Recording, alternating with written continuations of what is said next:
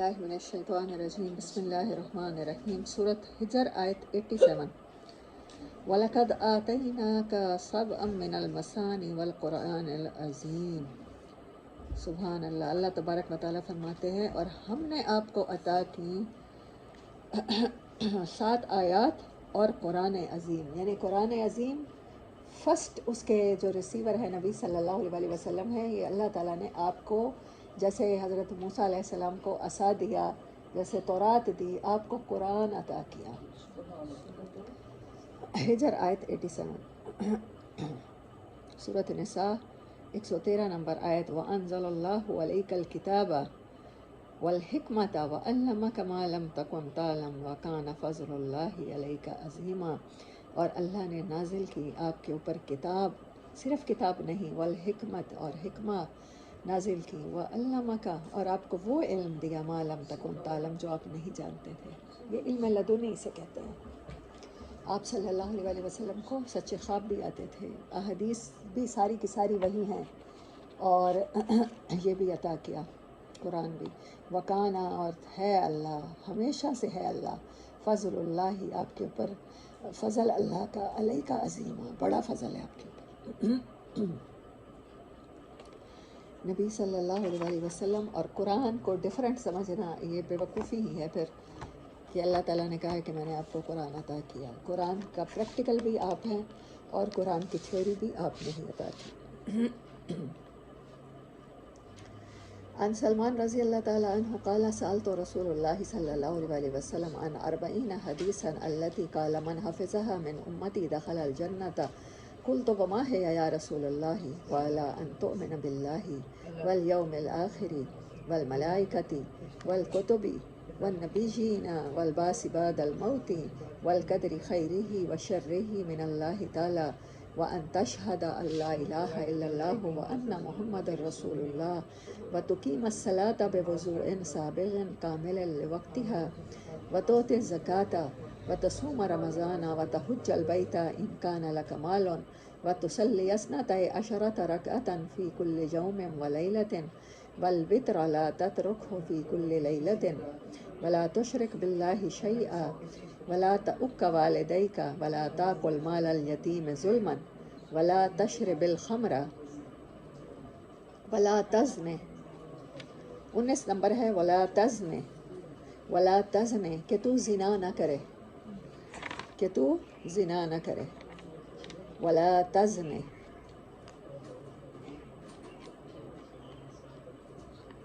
ये 19 अहादीस हो गए।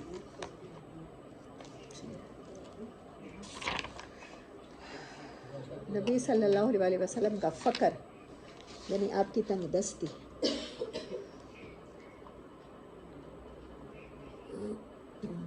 नबी सल्लल्लाहु अलैहि वसल्लम और आपके साथियों के बारे में एक तो रिवायात में आता है कि आप हज़रात कई वक्त भूखे रहते, खाने के लिए और आपके साथियों के पास कुछ ना होता था सल्लल्लाहु अलैहि वसल्लम। कभी खजूरें खाकर गुजारा कर लिया, और कभी ये भी मुयस्सर ना हुई तो सिर्फ पानी ही पी लिया। और कभी ये भी रिवायत में मिलता है आप अपने घर वालों को साल भर का रोज़ीना एक ही दफ़ा दे दिया, यानी ग्रॉसरी सामान, जैसे दाने हो गए, गंदम, ज्वार, कुछ भी जिसकी रोटी पकती हो, जौ, दलिया बनने के लिए सामान होता है, तो साल भर का घर वालों को दे दिया। तमाम बीवियों को दे देते हैं। आपने अपने 40 साथियों में 40 ऊँट तकसीम फरमाए, यानी इतने भी, कभी इतनी सखावत की जब माल आया कि 40 ऊँट, एक बंदे को 1 ऊँट। कहीं ये जिक्र है कि आपने हज और उम्रा के दौरान 100 ऊँट ज़िबा किए। किसी देहाती को बकरियों का रेवड़ इनायत फरमाया। आपके साथियों में से बाज़ ऐसे वाक़यात भी कसरत से मिलते हैं जो साहिब सरवत थे, हज़रत अबू बकर सिद्दीक़, उस्मान गनी, अब्दुर्रहमान बिन औफ़ वग़ैरह रज़ी अल्लाह ताला अन्हुम अजमईन, जिन्होंने बहुत से मौक़े पर अपने माल और दौलत से मुसलमानों की मदद की। अगर ये फ़राखी और वुसअत थी तो फिर कई रोज़ भूखा रहने, महीना भर घर में चूल्हा ना जलने और तंगदस्ती के वाक़यात भी हैं। हुज़ूर अक़दस सल्लल्लाहु अलैहि वसल्लम की जान पर यह सख्तियाँ इसलिए नहीं थीं कि आप उसके रोज़ी रोटी के लिए मोहताज थे। जो कायनात जिसके लिए बनी हो वो कैसे मोहताज हो सकता है। ایسے صحابہ کی تعداد بھی کم تھی جو واقعی انتہائی اسرت اور تنگ دستی میں زندگی بسر کرتے تھے۔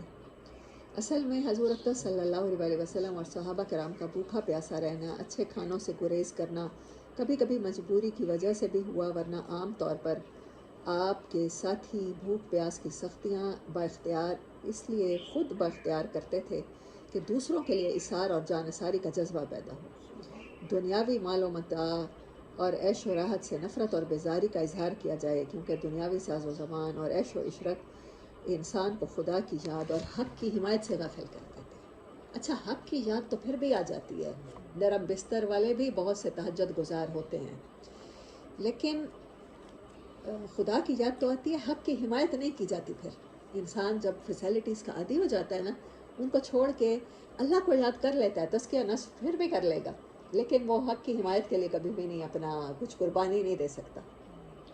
پھر مصعب بن عمیر جیسے پھر کم پیدا ہوتے ہیں، بلکہ آج کے دور میں تو دیکھا جائے تو پیدا ہی نہیں ہوتے۔ صحابہ کرام میں سے اکثر جب تک مکہ میں رہے تنگ دست تھے، جب مکہ سے ہجرت کر کے مدینہ منورہ چلے گئے، وہاں انصار نے ہر طرح ان کے ساتھ تعاون کیا، انہیں گھروں میں ٹھہرایا، کاروبار میں شریک کیا، جہاد کا آغاز ہوا، دوسرے علاقے فتح ہوئے اور مال غنیمت آنا شروع ہوا، تو تمام صحابہ وسعت اور خوشحالی سے آسودہ ہو گئے۔ لیکن اس کے باوجود صحابہ اپنا مال و دولت اپنے ذاتی عیش پر خرچ نہیں کرتے تھے۔ آج ان میں اور ہم میں یہی فرق ہے، وہ جب امیر ہوتے تھے تو وہ سخاوت زیادہ شروع کر دیتے تھے نا، اللہ کے نام پر دے رہے ہیں، آ رہا ہے تو ایک ہی مجلس میں کتنے حضرت عثمان غنی کس غزوہ، میرے خیال میں تبوک کا ہی موقع تھا، کتنے ہی اونٹ ایسے ہی غلہ بڑا تقسیم فرمایا، قحط کے موقع پر بڑا غلہ خرید کے تقسیم فرما دیا۔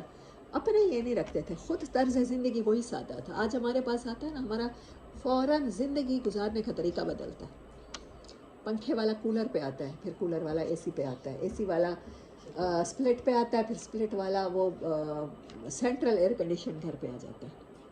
ہم لوگ اپنا سٹینڈرڈ ہائی کرتے ہیں، اپنے عیش پہ خرچ کرتے ہیں، لیکن صحابہ میں اور ہم میں یہی فرق ہے، ان کے پاس جب آتا تھا تو وہ اسے اللہ کی راہ میں خرچ کرتے تھے، آخرت کماتے تھے۔ ان کے تمام مال اور ذرائع اور وسائل عام مسلمانوں کی فلاح و بہبود پر خرچ ہوتے تھے۔ ابو امامہ رضی اللہ تعالیٰ عنہ کہتے ہیں، نبی صلی اللہ علیہ وسلم نے فرمایا، میرے رب نے مجھ سے کہا کہ اے نبی، اگر تم چاہو تو تمہارے لیے صلی اللہ علیہ وسلم وادی مکہ سونے کی بنا دی جائے۔ میں نے عرض کیا، نہیں پروردگار، میں تو یہ پسند کرتا ہوں کہ ایک دن بھوکا رہوں اور ایک دن پیٹ بھر کر کھاؤں۔ جس دن بھوکا رہوں تیرے حضور گریہ ازاری کروں، یعنی مانگوں اللہ بھوک لگی ہے کھانا دے، اور تیری یاد میں مصروف رہوں، اور جس دن سیر ہو کر کھانا کھاؤں دل کی گہرائی سے تیرا شکر ادا کروں اور تیری تعریف کروں۔ نبی کریم صلی اللہ علیہ وسلم نے فرمایا، مجھ سے پہلے انبیاء پر بھی فکر و فاقہ کی سختیاں گزری ہیں، اور مجھ پر اللہ کی نوازشوں میں سے یہ نوازش اور مجھے اللہ تعالیٰ کی نوازشوں میں سے یہ نوازش سب سے زیادہ پسند ہے۔ حضرت عائشہ رضی اللہ تعالیٰ عنہ کہتی ہیں، نبی صلی اللہ علیہ وسلم کبھی سیر ہو کر کھانا نہیں کھاتے تھے، اور کبھی آپ نے کسی سے اس بات کا ذکر بھی نہیں کیا، کیونکہ آپ کو فکر و غنا سے اور پیٹ بھر کر کھانے سے زیادہ محبوب اور پسندیدہ تھی۔ آپ بسا اوقات بھوک کی وجہ سے تمام رات بے چین رہتے، مگر یہ بھوک آپ کو اگلے روز روزہ رکھنے سے نہ روک سکتی۔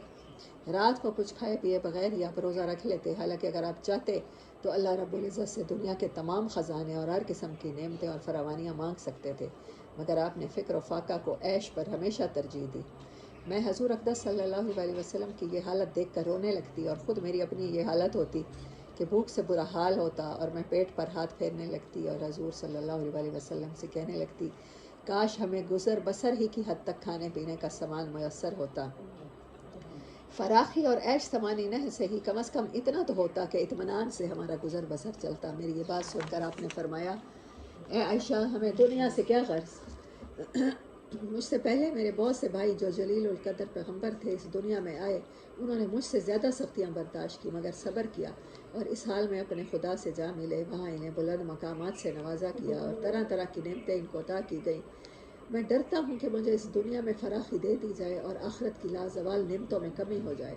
میرے نزدیک اس سے زیادہ محبوب اور پسندیدہ کوئی بات نہیں کہ میں اپنے دوستوں اور بھائیوں میں اسی حالت سے جا ملوں۔ حضرت عائشہ رضی اللہ تعالیٰ عنہ فرماتی ہیں کہ جس وقت حضور صلی اللہ علیہ وسلم نے یہ بات فرمائی، اس کے بعد مشکل سے 1 ماہ آپ ہم میں رہے، پھر آپ کا وصال ہو گیا اور آپ نے مالک حقیقی سے جا ملے۔ للہ و انا الیہ راجعون، صلی اللہ علیہ وسلم تسلیما کثیرا کثیرا۔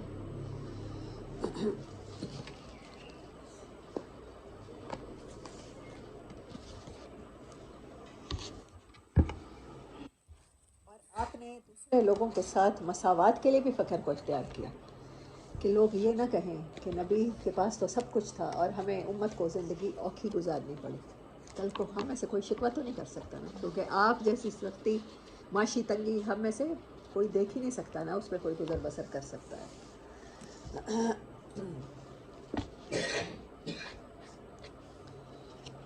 کل ہم پڑھ رہے تھے اعلانیہ دعوت کے بعد صحابہ کرام پہ ہونے والی سختیاں اور نبی صلی اللہ علیہ وسلم پر ہونے والے ظلم و ستم۔ ہم نے پڑھا تھا حضرت بلال کو آزاد کرنے کی حضرت ابوبکر نے آزاد کروایا تھا۔ حضرت عمار بن یاسر 129 صفحہ، حضرت عمار بن یاسر رضی اللہ تعالیٰ عنہ بنی مخزوم کے غلام تھے۔ بنی مخزوم جانتے ہیں کس کا قبیلہ ہے؟ ابو جہل کے غلام تھے۔ ابو جہل کا بھائی خود فوت ہو گیا تھا، تو اصل میں وہ ان کے ذمہ پورے قبیلے کی چاکری آ گئی تھی، اور خاص طور پہ ابو جہل بہت زیادہ سختی کرتا تھا ان پر، اس فیملی پر۔ انہوں نے اور ان کے والدین نے اسلام قبول کیا تو ان پر قیامت ٹوٹ پڑی۔ مشرکین جن میں ابو جہل پیش تھا، یہ بنی مخزوم کا سردار تھا نا، سخت دھوپ کے وقت انہیں پتھریلی زمین پر لے جا کر اس کی تپش کی سزا دیتے۔ ایک بار انہیں اسی طرح سزا دی جا رہی تھی کہ نبی کریم صلی اللہ علیہ وسلم کا گزر ہوا۔ آپ نے فرمایا، آل یاسر صبر کرنا، تمہارا ٹھکانہ جنت ہے۔ آخر کار یاسر ظلم کتاب نہ لا کر وفات پا گئے، اور حضرت سمیہ جو عمار کی والدہ تھی، ان کی شرمگاہ میں ابو جہل نے نیزہ مارا اور وہ دم توڑ گئے۔ سب سے پہلی شہید ہیں اسلام کی۔ ان لوگوں نے صرف سختیاں ہی دیکھی ہیں، انہوں نے اسلام کا کوئی خوشگوار پہلو دیکھا ہی نہیں نا، خوشیاں دیکھی ہی نہیں، ہجرت ہی نہیں کی، مدینہ ہی نہیں آئے، فتوحات ہی نہیں دیکھی، کچھ جیت ہی نہیں دیکھی۔ غزوہ بدر کی سٹارٹ کے مسلمان ہیں اور انہی سختیوں میں ان کا انتقال جی۔ اور دیکھیں نا کہ اللہ نے عورت کی فضیلت تو دیکھیں، قرآن میں کہیں بھی نہیں کم کی گئی، اور ہمارے ہی امت کے مرد اتنی زیادہ گھٹا دیتے ہیں کہ اسلام کی پہلی شہید عورت ہے، خاتون۔ حضرت یاسر بھی پہلے وفات پا سکتے تھے، ان کے ہسبینڈ، لیکن اللہ نے انہیں ہی چنا۔ یہ وقت یہ اتفاقات نہیں ہوتے، یہ وقت ہوتا ہے اور یہ نصیب کی باتیں ہوتی ہیں۔ پہلی ایمان لانے والی وہ بھی خاتون ہے۔ سب سے پہلے آپ نے کس سے ڈسکس کیا تھا؟ خدیجہ الکبریٰ سے، اور وہی ایمان لائی ہیں آپ پر۔ انہوں نے آپ کی حوصلہ افزائی کی، نہ صرف ایمان لائی ہیں بلکہ کنسول کیا ہے۔ اور حضرت سمیہ اتنی سختیاں برداشت کر رہے تھے، حالانکہ یہ حکم بھی تھا کہ اپنی جان بچانے کے لیے کہہ دیا جائے منہ سے کچھ بھی غلط، دل کا تعلق ہے، ایمان کے ساتھ تو دل کا تعلق ہے، لیکن اسلام میں پہلی شہیدہ ہیں۔ حضرت عمار پر سختی کا سلسلہ جاری رہا، انہیں کبھی دھوپ میں دبایا جاتا تو کبھی ان کے سینے پر سرخ پتھر رکھ دیا جاتا اور کبھی پانی میں ڈبویا جاتا۔ ان سے مشرکین کہتے تھے، جب تک تم محمد صلی اللہ علیہ وسلم کو گالی نہ دو گے یا لات و عزیٰ کے بارے میں کلمہ خیر نہ کہو گے، ہم تمہیں نہیں چھوڑ سکتے۔ حضرت عمار نے مجبوراً ان کی بات مان لی، پھر نبی صلی اللہ علیہ وسلم کے پاس روتے ہوئے اور معذرت کرتے ہوئے تشریف لائے۔ اس پر یہ آیت نازل ہوئی، جس نے اللہ پر ایمان لانے کے بعد کفر کیا، اس پر اللہ کا غضب اور عذاب عظیم ہے، لیکن جسے مجبور کیا جائے اور اس کا دل ایمان پر مطمئن رہے، اس پر کوئی گرفت نہیں۔ یہ ہمیشہ کے لیے اصول ہو گیا۔ قرآن پاک میں جب یہ آیت نازل ہوئی، حضرت عمار کی حمایت میں بہت رویا کرتے تھے، کہتے تھے مجھے کیسے معافی ملے گی۔ آپ انہیں تسلی دیتے تھے، لیکن نہ تسلی نہیں ہوئی، یہاں تک کہ یہ آیت نازل ہوئی۔ تو وہ لوگ جو دارالکفر میں ہیں یا کسی بھی طرح کافروں کی قید میں ہیں، تو وہاں اپنی جان بچانے کے لیے کفر یا کلمات کہہ دیں تو اللہ کہتا ہے میں معاف کرنے والا ہوں۔ میں دل جو ایمان کے ساتھ مطمئن ہے، میں ایسے دلوں کی گرفت نہیں کرتا۔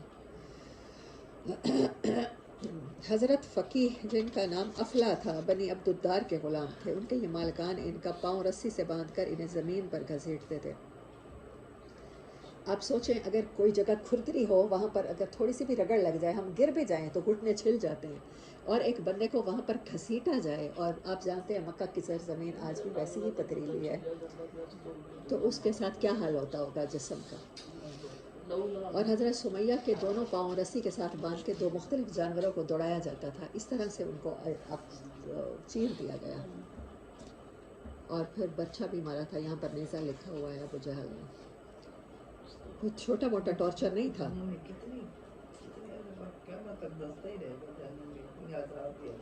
ہاں، حضرت خباب بن ارد قبیلہ بنو خزاع کی ایک عورت ام انمار کے غلام تھے۔ مشرکین انہیں طرح طرح کی سزائیں دیتے تھے، ان کے سر کے بال نوچتے تھے اور سختی سے گردن مروڑتے تھے۔ انہیں کئی بار، ایک بار نہیں یعنی کئی بار دیکھتے انگاروں پر لٹا کر اوپر سے پتھر رکھ دیا کہ اٹھ نہ سکے۔ جب بندہ تڑپتا ہے، گرمی لگے تو بندہ بھاگے نا، اس سے اٹھے، اس سے لیکن اٹھ بھی نہیں سکتے تھے۔ اور یہ انہوں نے آ کے نبی صلی اللہ علیہ وسلم کو پشت دکھائی تھی، اور حضرت عمار ہمیشہ اپنے واقعات اسلام لانے کے بعد کے سنایا کرتے تھے، اور کہتے تھے کہ میری ہی خون سے اور میری ہی خون یا وہ رطوبت انگارے جو اس کی وجہ سے بجھ جاتے تھے، تو تب جا کے مجھے سکون آتا تھا۔ تو ان کی پوری پیٹھ جلی ہوئی تھی۔ زنیرہ یہ بھی باندھی تھی کسی کی، اور نادیہ اور ان کی صاحبزادی اور ام عبیس یہ سب لونڈیاں تھیں۔ انہوں نے اسلام قبول کیا اور مشرکین کے ہاتھوں اسی طرح سنگین سزاؤں سے دوچار ہوئیں۔ قبیلہ بنی عدی کے ایک خانوادے کی بنی مومل کی ایک لونڈی مسلمان ہوئی تو انہیں حضرت عمر بن خطاب جو بنی عدی سے تعلق رکھتے تھے اور ابھی مسلمان نہیں ہوتے، اس قدر مارتے تھے کہ مارتے مارتے خود تھک جاتے تھے، اور اس کے بعد کہتے تھے میں نے تجھے کسی مروت کی وجہ سے نہیں بلکہ محض تھک جانے کی وجہ سے چھوڑا ہے۔ آخر کار حضرت ابو بکر نے حضرت بلال اور عامر بن فہیرہ کی طرح ان لونڈیوں کو بھی خرید کر آزاد کیا۔ اس سے یہ دیکھیں کہ آپ پر ایمان لانے والا کون سا طبقہ تھا؟ غلام طبقہ تھا، لونڈیاں تھیں، یہ لوگ جو کمزور تھے، جن کو پتہ تھا کہ ان کے ساتھ ٹارچر ہی ہونا ہے، اس کے باوجود وہ اسلام لائے۔ ان لوگوں کے حوصلے دیکھیں، اسی لیے تو وہ سابقون کہلاتے ہیں۔ آپ کسی بھی دور کے جب سابقون میں ہوتے ہیں نا تو آپ کو اسی طرح ٹارچر سے واسطہ پڑتا ہے۔ یورپ میں جب تک اسلام نہیں تھا نا، انہوں نے تہذیب کا منہ نہیں دیکھا تھا، جب تک اسپین کی یونیورسٹیوں میں یہ لوگ نہیں پڑھے تھے، تب یہ بھی ایسے ہی جس کو مارنا ہوتا تھا نا، جیسے ہمارے ہاں اس کے اوپر غیرت کا چارج لگا دیتے ہیں، تو ایسے ہی اس کو جادوگر نہیں ڈکلیئر کر دیتے تھے عورت کو، اور اس طرح یہ عورتوں کو زندہ جلا دیتے تھے۔ تو کمزوروں کے ساتھ اور لونڈیوں کے ساتھ ہمیشہ یہ سلوک ہوتا رہا۔ مشرکین نے سزا کی ایک شکل یہ بھی اختیار کی تھی کہ بعض صحابہ کو اونٹ اور گائے کی کچی کھال میں لپیٹ کر دھوپ میں ڈال دیتے تھے، اور بعض کو لوہے کی زیرہ پہنا کر جلتے ہوئے پتھر پر لٹا دیتے تھے۔ در حقیقت اللہ کی راہ میں ظلم و ستم کا نشانہ بننے والوں کی فہرست بڑی لمبی ہے اور بڑی تکلیف دہ بھی۔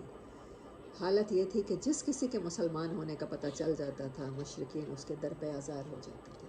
آج اس کو اگر آپ نے سمجھنا ہو نا تو انڈیا میں مسلمانوں کی حالت سے آپ سمجھ سکتے ہیں۔ انڈیا میں اگر بقرعید کے موقع پر گائے بھی ذبح کی جاتی ہے نا تو اس کا بڑا شدید ریئیکشن آتا ہے۔ گجرات میں جو فسادات ہوئے تھے اور مسلمانوں کی پوری ٹرینیں جلا دی گئی تھیں، یہ بندہ تب وہاں کا گجرات کا وزیر اعلیٰ تھا، جس کو آج پرائم منسٹر نریندر مودی کو بنا دیا گیا ہے۔ بی جے پی انتہا پسند جماعت ہے ہندوؤں کی۔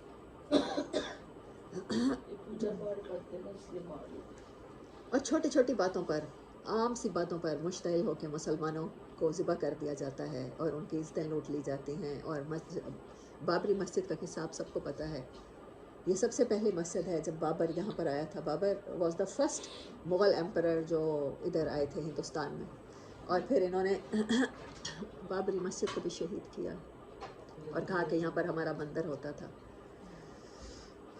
اللہ اکبر۔ تو بالکل مکہ میں ایسی ہی حالت تھی۔ دائرہ ارکام ان ستم رسانیوں کے مقابل حکمت کا تقاضا یہ تھا کہ نبی صلی اللہ علیہ وسلم مسلمانوں کو قولاً اور عملاً دونوں طرح اسلام کے اظہار سے روک دیں اور ان کے ساتھ خفیہ طریقے پر اکٹھے ہوں، کیونکہ اگر آپ ان کے ساتھ کھلم کھلا اکٹھا ہوتے تو مشرکین آپ کے تزکیہ نفس و تعلیم کتاب و حکمت کے کام میں یقیناً رکاوٹ ڈالتے اور نتیجے میں فریقین کے درمیان تصادم ہو سکتا تھا، بلکہ عملاً 4 نبوت میں ہو بھی چکا تھا۔ صحابہ کرام گھاٹیوں میں اکٹھے ہو کر نماز پڑھا کرتے تھے۔ ایک بار کفار قریش کے کچھ لوگوں نے دیکھ لیا تو گالم گلوچ اور لڑائی جھگڑے پر اتر آئے۔ جواب میں حضرت سعد بن ابی وقاص نے ایک شخص کو ایسی ضرب لگائی کہ اس کا خون بہہ پڑا، اور یہ پہلا خون تھا جو اسلام میں بہایا گیا۔ اگر اس طرح کا ٹکراؤ بار بار ہوتا اور طول پکڑ جاتا تو مسلمانوں کے خاتمے کی نوبت آ سکتی تھی، لہٰذا حکمت کا تقاضا یہ تھا کہ کام پس پردہ کیا جائے۔ چنانچہ صحابہ کرام اپنا اسلام، اپنی عبادت، اپنی تبلیغ اور اپنے اجتماعات سب کچھ پس پردہ کرتے تھے۔ البتہ رسول اللہ صلی اللہ علیہ وسلم تبلیغ کا کام مشرکین کے روبرو کھلم کھلا انجام دیتے تھے، اور عبادت کا کام بھی۔ کوئی چیز آپ کو نہیں روک سکتی تھی۔ مجھے نہیں پتا یہاں پر یہ واقعہ آئے گا یا نہیں آئے گا، لیکن ایک بار نبی صلی اللہ علیہ وسلم ایسے ہی خانہ کعبہ کے کھڑے ہو کر نماز پڑھ رہے تھے تو مشرکین آپ کو مارنے کے لیے ٹوٹ پڑے، تو حضرت ابوبکر رضی اللہ تعالیٰ عنہ آپ کی شیلڈ بن گئے۔ ان کو کفار نے اتنا مارا، اتنا کہ اپنی طرف سے مرا ہوا سمجھ کے چھوڑا۔ اچھا، مرا ہوا سمجھ کے جب چھوڑ کے گئے ہیں تو جب ان کو کچھ لوگ اٹھا کے گھر لے گئے ہیں اور ان کو ہوش آیا ہے نا، تو انہوں نے، ان کی والدہ نے ان کے سرہانے بیٹھی تھی، یا والد تھے وہ بھی نابینا تھے، تو انہوں نے پہلی بات کی ہے، والدہ تھی غالباً، کہ یہ بتائیں حضرت محمد صلی اللہ علیہ وسلم کا کیا حال ہے؟ میں تو بے ہوش ہو گیا، مجھے نہیں پتہ چلا کہ پیچھے سے کیا ہو گیا ان کے ساتھ۔ تب انہوں نے کہا کہ تمہاری اپنی جان مشکل سے بچی ہے، کچھ دودھ پی لو یا پانی۔ انہوں نے منہ کو لگا، کہنے لگے میں تب تک نہیں پیوں گا جب تک مجھے پتہ نہیں چل جاتا کہ آپ کیسے ہیں۔ پھر آپ کی والدہ آپ کو سہارا دے کر آپ کے پاس تشریف لائیں، کہنے لگے میں آپ کی باتوں پر بھی اعتبار نہیں کرتا، کیا پتہ ان کو چوٹ آئی ہو یا تکلیف میں ہو، آپ لوگ مجھے تسلی دینے کے لیے کہہ دیں کہ وہ ٹھیک ہیں، میں اپنی آنکھوں سے ان کو دیکھوں گا، مجھے چین پڑے گا، میں کچھ کھاؤں گا یا پیوں گا۔ پھر وہ سہارا دے کر آپ کو آپ کے پاس تشریف لائے، نبی صلی اللہ علیہ وسلم آپ کے پاس آئے، دیکھا آنکھوں سے، آنکھیں ٹھنڈی ہوئیں، پھر کھایا پیا۔ اس طرح کے کئی واقعات ہیں، جیسے کل ہم نے دیکھا تھا حضرت عبداللہ بن مسعود، وہ بلا لائے تھے ان کو، حضرت فاطمہ الزہرا رضی اللہ تعالیٰ عنہا۔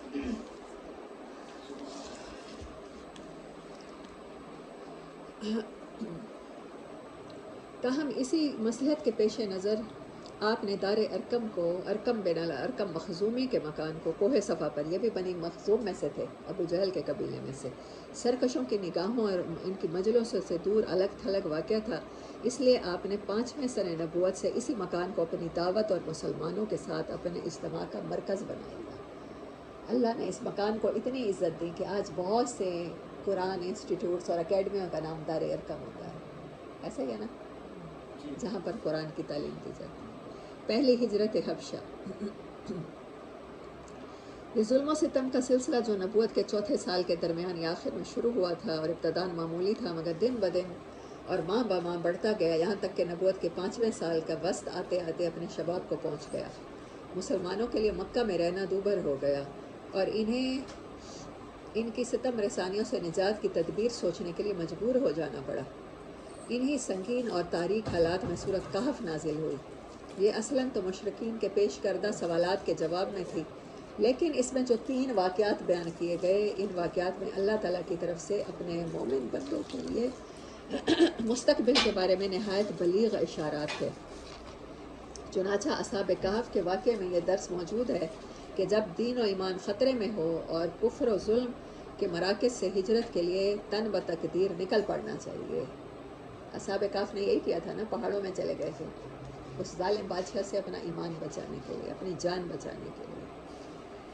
وَإِذِ اعْتَزَلْتُمُوهُمْ وَمَا يَعْبُدُونَ إِلَّا اللَّهَ فَأْوُوا إِلَى الْكَهْفِ يَنشُرْ لَكُمْ رَبُّكُمْ مِنْ رَحْمَتِهِ وَيُهَيِّئْ لَكُمْ مِنْ أَمْرِكُمْ مِرْفَقًا، اور جب تم ان سے اور اللہ کے سوا ان کے دوسرے معبودوں سے الگ ہو گئے تو غار میں پناہ گیر ہو جاؤ، تمہارا رب تمہارے لیے اپنی رحمت پھیلا دے گا اور تمہارے کام کے لیے تمہاری سہولت کی چیز تمہیں مہیا کر دے گا۔ اسی وجہ سے علماء آج بھی کہتے ہیں کہ دارالکفر سے ہجرت کر لینی چاہیے۔ 9/11 کے بعد خاص طور پر جہاں جہاں بھی مسلم رہ رہے تھے، یورپین کنٹریز میں یا امریکہ میں، تو ان کی زندگی بڑی اجیرن بنائی گئی کہ القاعدہ کے ساتھ رابطے ہو سکتے ہیں اور طالبان کے ساتھ رابطے ہو سکتے ہیں، تو اس وجہ سے بہت سے مسلمانوں نے ہجرت بھی کی۔ اسلامک کنٹریز کا تو مجھے نہیں پتہ، لیکن وہ کنٹریز جو امن پسند ہیں اور جہاں اس طرح کے واقعات نہیں ہوتے، اس طرف بہت سے لوگوں نے ہجرت کی ہے۔ موسیٰ علیہ السلام اور خضر علیہ السلام کے واقعے سے بھی یہ بات ثابت ہوتی ہے کہ نتائج ہمیشہ ظاہری حالت کے مطابق نہیں ہوتے۔ حکمت اسی کو کہتے ہیں، بلکہ بسا اوقات ظاہری حالت کے بالکل برعکس ہوتے ہیں۔ لہٰذا اس واقعے میں اس بات کی طرف لطیف اشارہ ہے کہ مسلمانوں کے خلاف جو اس وقت ظلم و تشدد برپا ہے، اس کے نتائج بالکل برعکس نکلیں گے۔ دیکھیں نبی صلی اللہ علیہ وسلم نے ہمارے آل یاسر کو کیا کہا؟ صبر کرو۔ انہیں یہ نہیں کہا کہ ریٹیلیٹ کریں، ریٹیلیٹ بھی نہیں کرنے دیا گیا نا، کہ جو آپ کو مار رہا ہے آپ اس کو جواباً مار بھی سکتے ہیں۔ جہاد کے احکامات آنے تک، مدینہ میں ہجرت کرنے تک، یعنی غزوہ بدر تک کسی قسم کی ریٹیلیشن نہیں کی، بلکہ غزوہ بدر سبب ہی اسی وجہ سے بنا ہے کہ آپ نے جو پیٹرولنگ دستے بھیجے تھے وہ خام خواہ ہی چھیڑ چھاڑ کیا کرتے تھے راستے سے نکلنے والوں، کیونکہ اللہ تعالیٰ نے کی طرف سے گائیڈنس آ گئی تھی نا کہ اب آپ ریٹیلیٹ کریں گے، اب آپ ان کے ساتھ خام خواہ چھیڑ چھاڑ کریں گے، یہ مجبور ہو کے لڑیں گے تو پھر لڑائی کا جواب لڑائی بنے گا۔ کوئی ڈیفینڈ نہیں کیا تھا آپ نے مدینہ کو، ڈیفینڈ کرنے کے لیے آپ نے وہاں پر جو بھی لیجسلیٹو قسم کی آپ نے ٹریٹیز کی تھی وہ یہودیوں کے ساتھ تھی کہ مدینہ کا ڈیفینڈ کریں گے، وہاں بسنے والے مسلمانوں کے ساتھ تھی، اور مدینہ کا دفاع آپ نے مضبوط کیا تھا، لیکن چھیڑ چھاڑ آپ نے شروع کر دی تھی۔ پیٹرولنگ جو آپ کے دستے تھے چھاپہ مار کروائیاں انہوں نے شروع کر دی۔ اسی وجہ سے تو ابو سفیان کو خطرہ ہوا تھا نا، کیونکہ تجارت کا مال یہ لوگ وہیں سے لے کر آتے ہیں۔ تو اس میں یہ پتہ چلتا ہے کہ معیشت کو قابو کرنے سے ہی ساری کامیابی ملتی ہے۔ آپ اگر آزادانہ تجارت کرنے دیتے مکہ والوں کو تو کبھی بھی غزوہ بدر کی نوبت نہ آتی، اور کبھی بھی اسلام اس طرح سے فتح یاب نہ ہوتا۔ سب سے پہلے ان کی گردن ماشی رگ دبائی ہے آپ نے، تو اور مکہ میں یہی سب کچھ نہیں کیا۔ اس کی وجہ سے کوئی یہ نہ سمجھے کہ اسلام اس طرح کا دین ہے کہ آپ کہتے ہیں کہ کوئی آپ کو مارے تو دوسرا گال پیش کر دو، رہبانیت کی طرح۔ حالانکہ عیسائیت میں بھی نہیں ہے، حضرت عیسیٰ علیہ السلام کی تعلیم نہیں تھی۔ سینٹ پال نے جو بعد میں بائبل لکھی ہے، اولڈ ٹیسٹمنٹ میں کیتھولک یہ بات مانتے ہیں، ان کی تعلیمات بھی یہ نہیں تھی، لیکن یہ صرف اس وجہ سے تھا، اس کی حکمت یہ تھی۔ اگر ریٹیلیشن ہوتی تو لوگ سوچتے کہ تالی تو دونوں ہاتھوں سے بچتی ہے۔ اگر اسلام آیا ہے تو یہ اس طرح کا دین ہے جس کی تبلیغ کر رہے ہیں محمد صلی اللہ علیہ وسلم۔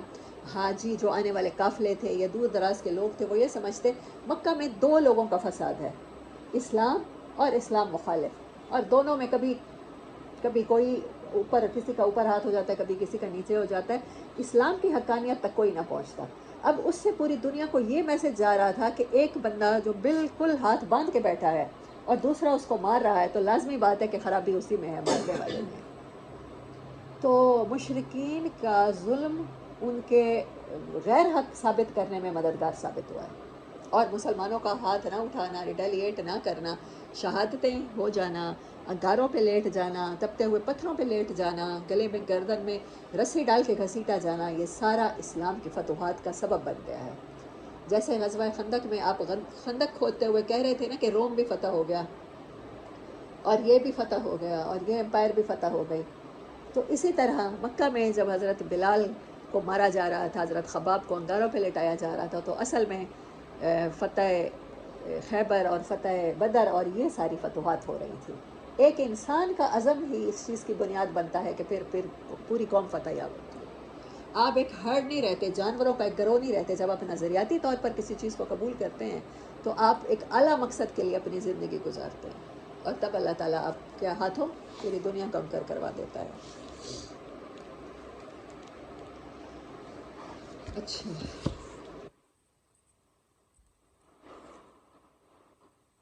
قصہ ذوالقرنین میں خاص باتوں کی طرف اشارہ ہے کہ یہ زمین اللہ کی ہے اور وہ اپنے بندوں میں سے جسے چاہتا ہے اس کا وارث بناتا ہے۔ یہ کہ فلاح و کامرانی ایمان کی راہ میں ہے، کفر کی راہ میں نہیں۔ یہ کہ اللہ تعالیٰ رہ رہ کر اپنے بندوں میں سے ایسے افراد کھڑے کرتا رہتا ہے جو مجبور انسانوں کو اس دور کے یاجوج ماجوج سے نجات دلاتے ہیں۔ یہ کہ اللہ کے صالح بندے ہی زمین کی وراثت کے سب سے زیادہ حقدار ہیں۔ ذوالقرنین بادشاہ تھے نا، کہتے ہیں دو بادشاہ ایمان والے جنہوں نے پوری دنیا پر حکومت کیا، اور دو بادشاہ کافر جنہوں نے پوری دنیا پر حکومت کیا۔ ایمان والے حضرت سلیمان اور حضرت ذوالقرنین، اور کافر بادشاہ نمرود اور بخت نصر کہا جاتا ہے۔ یہ دو تھے جنہوں نے انٹائر ورلڈ پر پھر سورۃ کہف کے بعد سورۃ زمر کا نزول ہوا اور اس میں ہجرت کی طرف اشارہ کیا گیا اور بتایا گیا کہ اللہ کی زمین تک نہیں ہے۔ ترجمہ اس آیت کا: جن لوگوں نے اس دنیا میں اچھائی کی ان کے لیے اچھائی ہے اور اللہ کی زمین کشادہ ہے، صبر کرنے والوں کو ان کا اجر بلا حساب دیا جائے گا۔ ادھر رسول اللہ صلی اللہ علیہ وسلم کو معلوم تھا کہ اسمہ نجاشی شاہ حبش ایک عادل بادشاہ ہے، وہاں کسی پر ظلم نہیں ہوتا، اس لیے آپ نے مسلمانوں کو حکم دیا وہ فتنوں سے اپنے دین کی حفاظت کے لیے حبشہ ہجرت کر جائیں۔ اس کے بعد ایک طے شدہ پروگرام کے مطابق رجب 5 میں صحابہ کرام کے پہلے گروہ نے حبشہ کی جانب ہجرت کی۔ اس گروہ میں 12 مرد اور 4 عورتیں تھیں۔ حضرت عثمان بن عفان ان کے امیر تھے اور ان کے ہمراہ رسول اللہ صلی اللہ علیہ وسلم کی صاحبزادی حضرت رقیہ جو ان کی بیوی تھی وہ بھی تھی۔ رسول اللہ صلی اللہ علیہ وسلم نے ان کے بارے میں فرمایا: حضرت ابراہیم اور حضرت لوط علیہ السلام کے بعد یہ پہلا گھرانہ ہے جس نے اللہ کی راہ میں ہجرت کی۔ یہ لوگ رات کی تاریکی میں چپکے سے نکل کر اپنی نئی منزل کی طرف روانہ ہوئے۔ رازداری کا مقصد یہ تھا کہ قریش کو اس کا علم نہ ہو سکے۔ رخ بحر احمر کی بندرگاہ شعیبہ کی جانب تھا۔ خوش قسمتی سے وہاں 2 تجارتی کشتیاں موجود تھیں جو انہیں اپنے دامن عافیت میں لے کر سمندر پار حبشہ چلی گئیں۔ قریش کو کسی قدر بعد میں ان کی روانگی کا علم ہو سکا، تاہم انہوں نے پیچھا کیا اور ساحل تک پہنچے، لیکن صحابہ کرام آگے جا چکے تھے، اس لیے نامراد واپس آئے۔ ادھر مسلمانوں نے حبشہ پہنچ کر بڑے چین کا سانس لیا۔ اسی سال رمضان شریف میں یہ واقعہ پیش آیا کہ نبی کریم صلی اللہ علیہ وسلم ایک بار حرم تشریف لے گئے۔ وہاں قریش کا بہت بڑا مجمع تھا، ان کے سردار اور بڑے بڑے لوگ جمع تھے۔ آپ نے ایک دم اچانک کھڑے ہو کر سورۃ نجم کی تلاوت شروع کر دی۔ ان کفار نے اس سے پہلے عموماً قرآن سنا نہ تھا۔ وہاں پر یہ آیت جب انہوں نے سنی، لا تسمعوا لهذا القرآن والغوا فیہ لعلکم تغلبون، یہ قرآن سننے کے ٹائم پر شور مچا دیتے تھے، لیکن جب نبی کریم صلی اللہ علیہ وسلم نے سورۃ نجم کی تلاوت شروع کر دی، ان کے کانوں میں ایک ناقابل بیان دلکشی اور عظمت لیے ہوئے کلام الہی کی آواز پڑی تو انہیں کچھ ہوش نہ رہا۔ سب کے سب چپ کر کے سنتے رہے، کسی کے دل میں کوئی اور خیال ہی نہ آیا، یہاں تک کہ آپ نے سورت کے آخر میں دل دہلا دینے والی آیات تلاوت فرما کر اللہ کا یہ حکم سنایا: فَاسْجُدُوا لِلَّهِ وَاعْبُدُوهُ، اللہ کے لیے سجدہ کرو اور اس کی عبادت کرو۔ اس کے ساتھ ہی سجدہ فرمایا تو کسی کو اپنے آپ پر قابو نہ رہا اور سب کے سب سجدے میں گر پڑے۔ بعد میں جب انہیں احساس ہوا کہ کلام الہی کے جلال نے ان کی لگام موڑ دی اور وہ ٹھیک وہی کام کر بیٹھے جسے مٹانے اور ختم کر دینے کے لیے انہوں نے ایڑی چوٹی کا زور لگا رکھا تھا، اس کے ساتھ ہی اس واقعے میں غیر موجود مشرکین نے ہر طرف سے ان پر عتاب اور ملامت کی بوچھاڑ کی تو ان کے ہاتھوں کے طوطے اڑ گئے، اور انہوں نے اپنی جان چھڑوانے کے لیے رسول اللہ پر یہ افتاح پروازی کی صلی اللہ علیہ وسلم اور جھوٹ گڑا کہ آپ نے ان کے بتوں کا ذکر عزت و احترام سے یہ کرتے ہوئے کہا تھا یہ بلند پایا دیویاں ہیں اور ان کی شفاعت کی امید کی جاتی ہے، حالانکہ یہ سری جھوٹ تھا جو محض اس لیے گھڑا گیا تاکہ جو سجدہ کرنے کی ان سے غلطی ہو گئی ہے اس کا معقول عذر پیش کر دیں۔ ظاہر ہے یہ لوگ ہمیشہ سے آپ پر ہم جھوٹ گھڑتے رہے تھے اور افتراء پروادازی کرتے رہے تھے، اپنا دامن بچانے کے لیے وہ اس طرح کا جھوٹ کیوں نہ گھڑتے۔ بہرحال مشرکین کے سجدہ کرنے کے اس واقعے کی خبر حبشہ کے مہاجرین کو بھی ہوئی، لیکن وہ اپنی اصل صورت سے بالکل ہٹ کر، یعنی بات ایک منہ سے نکلتی ہے دوسرے تک بڑھ جاتی ہے نا، ان کو یہ لگا کہ قریش مسلمان ہو گئے، چنانچہ انہوں نے ماہ شوال میں مکہ واپسی کی راہ لی، لیکن جب اتنے قریب آ گئے کہ مکہ ایک دن سے بھی کم فاصلے پر رہ گیا تھا تو حقیقت حال آشکار ہوئی۔ اس کے بعد کچھ لوگ تو سیدھے حبشہ لوٹ گئے اور کچھ لوگ چھپ چھپا کر یا قریش کے کسی آدمی کی پناہ لے کر مکہ میں داخل ہوئے۔ حضرت مصعب نے میرے خیال میں پہلی ہجرت کی ہے اور پھر دوسری بھی شاید کی ہے۔ دوسری ہجرت، اس کے بعد ان مہاجرین پر خصوصاً اور مسلمانوں پر عموماً قریش کا ظلم و ستم بڑھ گیا۔ ان کے خاندان والوں نے انہیں خوب ستایا کیونکہ قریش کے ساتھ نجاشی کا حسن سلوک کی قریش کو نجاشی کے حسن سلوک کی جو خبر ملی تھی اس پر وہ نہایت چین بچی تھے۔ ناچار رسول اللہ صلی اللہ علیہ وسلم نے صحابہ کرام کو پھر ہجرت حبشہ کا مشورہ دیا، لیکن یہ دوسری ہجرت پہلی ہجرت کے مقابلے میں اپنے دامن میں زیادہ مشکلات لیے ہوئے تھی، کیونکہ اب کی بار قریش پہلے سے چوکنا تھے اور ایسی کسی کوشش کو ناکام بنانے کا تہیہ کیے ہوئے تھے، لیکن مسلمان ان سے کہیں زیادہ مستعد ثابت ہوئے اور اللہ نے ان کے لیے سفر آسان بنا دیا۔ چنانچہ وہ قریش کی گرفت میں آنے سے پہلے ہی شاہ حبش کے پاس پہنچ گئے۔ اس دفعہ کل 82 مردوں یا 83 مردوں نے ہجرت کی۔ حضرت عمار کی ہجرت مختلف ہوئی ہے اور 18 یا 19 عورتوں نے یا 49 عورتوں نے. علامہ منصور پوری نے یقین کے ساتھ عورتوں کی تعداد 18 لکھی ہے. 82 یا 83 لوگ تھے جن میں سے 18 عورتیں تھیں.